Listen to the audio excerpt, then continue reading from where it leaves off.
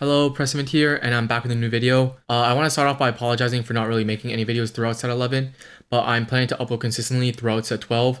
And in this video, I'm going to hopefully help ease you guys into the new set by going over everything. Okay, to start off, set 12 is Magic and Mayhem. The new set mechanic is Charms, and basically what it says, in each round of Magic and Mayhem, you can buy a single charm that shows up every third shop from simple spells that can be purchased for free to really potent brews for a small sum of gold. As the game progresses, the charms grow in power, where some of the most powerful charms can only be revealed through the mystical prowess of Zerath's Ascendant trait. So basically, your shop has 5 slots, and every third shop, you will see a charm that has like some sort of different effect throughout the game. And moving on to system changes, they changed the bag size of 1 cost, 2 cost, 3 costs, leaving 4 and 5 costs unchanged. One other system change that they did that they didn't mention here is sort of how they changed how mana banking works. For example, if a unit had 40 mana and they had Shojin, on the third auto they would have 45 mana, but initially, like before, the 5 mana would be wasted. Now the 5 mana is carried over to the next cast. Another system change that they didn't mention here is they changed like the wording on something like this set. Like they added damage amp and durability. Durability is just basically just damage reduction, and damage amp is basically just like it's just a damage amp. Like I feel that one's self-explanatory. They added like those terms into the set. So yeah, like there will be lots of like damage amp slash damage or like durability in a lot of like the ability slash stuff this set. And now moving on to the units. I have a system. I did this in my last like introduction, so basically like introduction to set 11. For here, I have all the 1 cost, and I will be doing them in order: 1 cost, 2 cost, 3 cost, 4 cost, and then 5 cost. And I sort of classified each unit that Rabadons to show that they're like an AP backline carry, Deathblade to show that they're like an AD backline carry. Here I have Deathblade and BT to show that they're like a melee bruiser, that like an AD melee bruiser.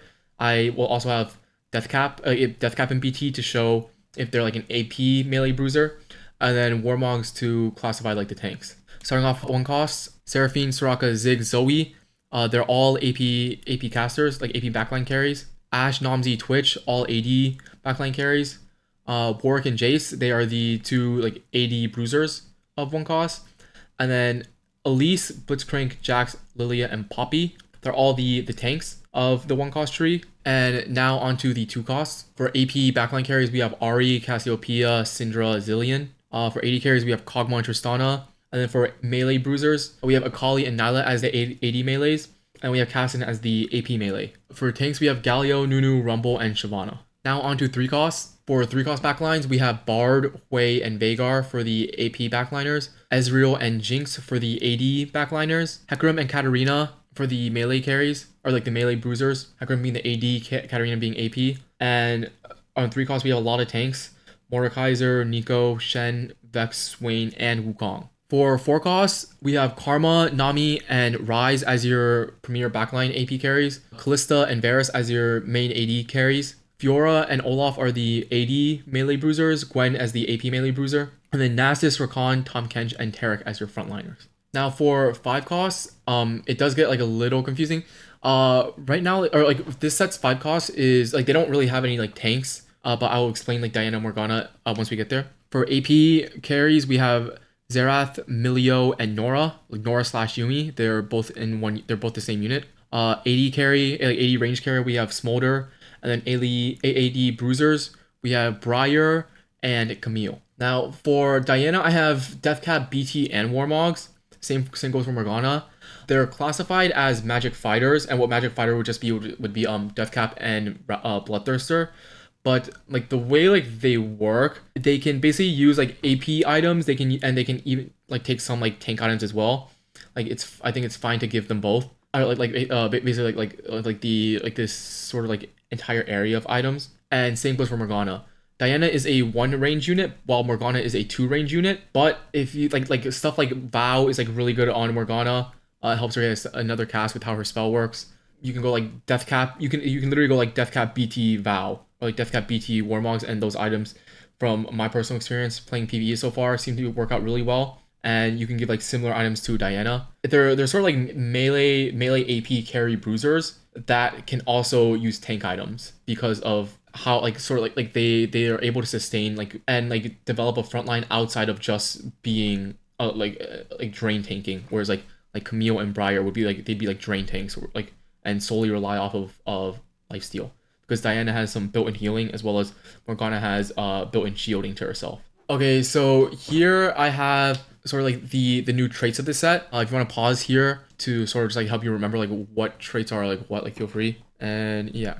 And now onto the actual traits of the set. I'm going to go over the actual traits and then I'll go over the like the 5 costs like specific traits later after I go over every single one. And to start off, we have Arcana. Use the Arcana signifier item to choose a high Arcana champion. Each Arcana grants power based on a different condition. And then, for example, Ari, field 3 cost champs, Hecarim, equip items, Tahm Kench activate traits, Zerath purchase charms, emblems, equipping spatula items. Basically, how this works is it's like similar to Faded last set. You have an item on your bench, and then you basically just choose like which person you want to be your Arcana signifier, and they each have a benefit for choosing. For example, Ari had fielding 3-star champs. Your team gains AP and then extra AP depending on how many 3-star champions you have. Hecarim is equipping items, you just gain AD. Tahm Kench is you gain HP depending on how many traits you have active. Zerath is depending on how many charms you purchased, you deal a percentage of true damage. So if you have like X amount of charms purchased, you could deal 20% true damage extra. And then emblems is depending on how many spatula / like emblems you have have a damage amp. So for example, you have like 10 spats. I don't know what the exact number for 10 spats are, but if you have 10 spats, you could get like, or like say, for example, you have 30% damage amp. That's how the Arcana tree works. Bastion is a not a new trait, but it's like a frontline trait, one of the frontline traits of this set.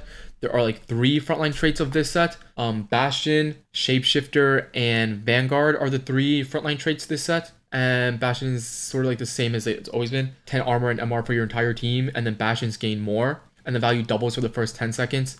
At 2 it's 15, 4 45. And yeah, there's a special bonus at 8.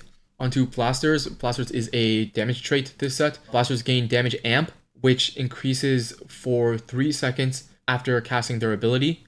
And basically just after you cast, you gain damage amp. It's I think it's like pretty straightforward. You gain 8% damage amp base, and then after you cast, you gain 25% onto, and then 15 base, 45 after cast, 30 base, 90 after cast. Onto Chrono. Chrono gains AP, and then combat start to begin a 16-second countdown, which speeds up by 1 second after each Chrono ability cast. At the end of the countdown, gain a special effect. It's just a countdown starts at the beginning of the round, and each unit cast that you have reduces by 1 second, leading to a special effect. Dragon is a 3 trait this set. 2 Dragon gives you anti-heal, and 3 Dragon gives buffs each dragon spell. For example, here we have Smolder. If you see at the bottom, it says Dragon Upgrade. Each fireball also heals for 20/30/200 health. That's the Dragon effect, or like the 3 Dragon effect. It says it in every single Dragon's trait. Onto Eldritch. When your team loses 20% of their health, an Old God awakens. It gains 25% health and 10% ability power for each Eldritch star level. It's the new summon trait of this set. It's one of the verticals. You can compare this to Storyweaver from last set. Kind of. It's similar to that. It's just a summon trait. Moving on to Fairy. Fairies gain health and create special items that become stronger with trait tiers. Choose a queen with the Fairy Crown, which grants damage amp. And then you choose a Loyal Guard with the Glamored Armor, which grants healing based on the queen's damage. So at 2 Fairy, you get a I think it's called Fairy's Queen's Armor. Oh no, Fairy's Queen's Helm, and it's an item, and you basically choose who your queen is after you get 12 stacks by just doing damage, like 12 instances of damage. Your queen gets like increased damage amp, and basically how like all fairies gain X amount of HP, and then this increases the crown effect. And then at 6 Fairy is when you get the armor, and the armor is basically just like it's just a tank item. If I remember correctly, you increase healing and shielding, and then you basically have like it's sort of like a built-in gun blade from your queen to your armor. And then at 9 they become radiant.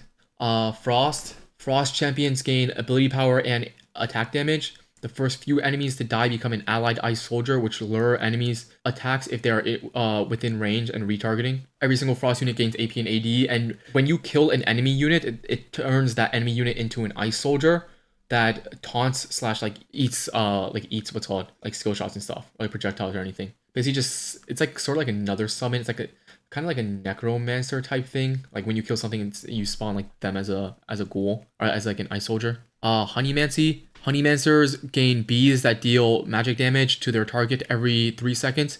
Each bee deals 8% of the Honeymancer's damage and 2.5 of their damage taken. When a Honeymancer dies, leave one bee that follows nearby Honeymancers for the rest of combat. What I would say this trait is like similar to is, I don't remember which set exactly, but it's like one of the more recent sets. If you play during it, it's kind of similar to Laser Core. Like the bees follow your units and they shoot little beams slash like bolts that deal damage. Moving on to Hunter. Hunter gains attack damage, increase the first time they gain a takedown. They gain, for 2 Hunter, you gain 10 AD flat. After you get a takedown, you gain 30% AD. Incantor. Your team gains 10 ability power when Incantors attack and cast. All Incantors gain stacks of ability power up to 40. Every other attack grants 1. Each ability cast grants 3. Your entire team gains 10 AP, and then every auto that your Incantor does gains 1 AP, but every time they cast, they gain 3. Mage. Mage is like one of the, I guess, like longest traits of the set or the game. Mages cast their ability twice and have modified total AP. You basically just cast twice, your AP is changed. Slash like, or like multiplied. So it's like you only gain 75% of your AP, but you cast twice at 3. Multi-strikers attacks have a chance to trigger 2 extra auto attacks. This one's pretty straightforward. Portal, combat start. Portal champions shield for 15 seconds. Objects from other dimensions fly out of a portal every few seconds to help allies and disrupt enemies. The portal becomes 8% stronger for each portal champion star level. So basically, at the beginning of combat, your portal units gain a shield, and then there's sort of like a portal that like just spawns on your board, and every 3 seconds they like throw something out, like it throws like a rock at like a certain unit, deals damage, and yeah, and then like as it gets bigger, like like more things can happen. Like a Giga Portal can summon a Krug, like and just like keep summoning Krugs, like to help your board. It's one like the vertical trait, one of like the prismatic vertical traits of the set. Preserver. Your team heals for 1% of their max health for every 3 seconds. If they're full health, they restore mana instead. Preservers gain double the amount. This is like a support trait of the set. It scales really well. Just like HP, every second your team heals, and yeah, slash like mana. This trait's really strong. As of right now, I don't know if it'll get changed, but it's a really strong support trait. Pyro. Your team gains 3% attack speed. Champions gain more attack speed and execute enemies under 15% health. For each kill, Pyro champions create an infernal cinder that you collect for the next round. Every 4 cinders you collect, your team gains 1% more attack speed. Yeah, Pyro units gain attack speed and they have a built-in execute. And after every single combat, your pyro units drop cinders and you just run around and collect them to buff your Pyro trait. Scholar. Scholar is basically just a Shojin, like 3 mana, 5 mana, 10 mana. You just gain Shojins. Like it's just built-in Shojin on the units. Shapeshifters gain bonus max health after their first ability cast. They triple this effect. Sugar crafters build a layer cake from sugar. Gain sugar for each component your team is holding after player combat. They gain attack damage and ability power, increased by 10% for each cake layer. When the cake has reached 7 layers, gain treats instead. This trait is similar to 8-Bit from set 10. If you've played that, you play the Sugar Crafters and then you gain stacks. But instead of like doing damage to gain stacks like 8-Bit, you need components on your board. So you generally with Sugarcraft, you want to slam as many components as you can, because the more components you have on your board, the more sugar you will get each turn. And then eventually you'll get to like the level 7 and like they give rewards. Like it's similar to 8-Bit. Vanguard, like another tank trait of the set. Vanguards gain 10% durability while shielded. Our combat start, and at 50% health, gain a shield for 1% of your max health for 10 seconds. Warriors gain Omnivamp and Damage Amp. When warriors drop below 40%, they gain double. So they get 10 base, and then what's all like once they drop, they gain an extra 10 at 2. And then Witchcraft. Which abilities apply a curse to enemies for 4 seconds?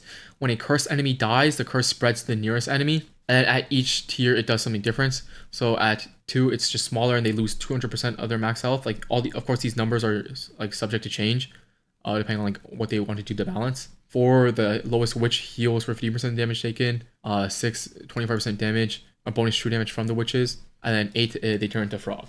Okay, now onto the 5-cost specific traits. Starting off with Xerath, we have Ascendant.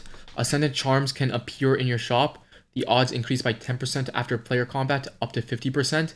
When you buy one, the odds reset. So basically, your charm slot, it has a chance to become an ascendant charm, which is sort of like a giga charm. They have like different effects. Like it can like, I don't know all of them off the top of my head, but like they're basically giga charms. It gives you the chance of finding a giga charm. Or Morgana, Bat Queen. When Morgana's bats kill an enemy, they have a 45% chance to abduct a 1-star copy of it. She's like an AoE unit, kind of, and then like if you get a kill, you can basically steal a copy. So if your Morgana kills another Morgana, there's a chance that you just gain a Morgana on your bench, like through the Bat Queen. Best friends. Nora summons Yumi to help your team. She can be attached to allies by holding her over them. Yumi shares ability power with Nora and dies when Nora does. You basically have a second unit on your board, Yumi. She's untargetable by the enemy, but like you have to treat it. It works the same way as Faded from last set. You have to hold the Yumi and drag it over the unit that you want it to connect to pair them. And Yumi has like a special effect that applies to the pair target. Druid. Druid is, if you played set 8, Druid is basically threats. And Wukong is the only threat. Wukong does not have a trait bonus, but instead has a powerful ability to increase stats. And increase stats, sorry. Ravenous. Briar gains 0.6 damage amp for each player health you are missing. Each round, gain a light snack to give her 150 HP in exchange for 3 of your player health.